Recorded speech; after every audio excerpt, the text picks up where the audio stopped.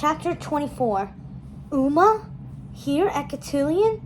Yeah, I'm officially going to be sick, and not because I'm on a boat. Uma glowed in a teal and gold mermaid-style dress as she entered the grand staircase. Her gown was simply exquisite, with tiers of sea-colored tulle and delicate nets threaded into the pieces of the fabric. Her hair was up in a bun, and she wore dark fingerless gloves and carried a turquoise clutch. Her gold shell necklace shimmered against her chest. Uma smiled kindly at Ben and walked down the steps to meet him. Ben kissed his beast head ring on Uma's finger. Mal looked on with tear-filled eyes. Ben linked his arm with Uma's and led her to Mal. I'm sorry, it all happened so fast, Ben told Mal. Mal stared at him. Something happened to me when I was on the isle with Uma. Ben looked at Uma dreamily. A connection. Uma giggled at him. Mal shook her head. I'm sorry. What are you saying? I'm saying that, Ben began. It was love, Uma smiled at Mal.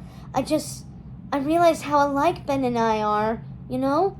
We are, said Ben. I know, Uma beamed. Mal looked back at Ben. Ben? Uma giggled and pulled Ben close. Ben, Mal said a little louder. He looked at her. Did you go back for her? Mal asked. He didn't have to, said Uma. I dove through the barrier before it closed, and I'm an excellent swimmer, so... Listen, Mal. I just want to say thank you. I really do, she giggled again, for everything. Just thank you.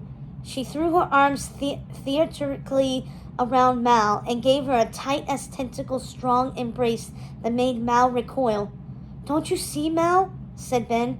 You were right. See? You knew that we weren't meant to be together. That's why you never told me that you loved me. Thank you. Mal stared at him. She had no words. Uma beamed at Ben, who had a glazed expression on his face. They joined together and waltzed across the deck. Evie led a stunned Mal away from them. Mal was shaken, and she couldn't take her eyes off Ben. Carlos held one of her arms, and Evie held the other for support. They watched as Uma and Ben danced a cotillion waltz in front of the surprised crowd. Not too thrilled I risked my life for him, Carlos said bitterly. Lonnie joined them. Well, we're with you, Mal. She rested a hand on Mal's arm. Jay walked over too. Let's get out of here. Come on. The crowd quickly cleared a path for them as they headed toward the stairs to leave. Beast and Belle gasped as they watched Mal being led out. Mal, cried Beast, stopping her. We're so sorry, honey. We had no idea, said Belle. I'm going to talk to him, Beast promised.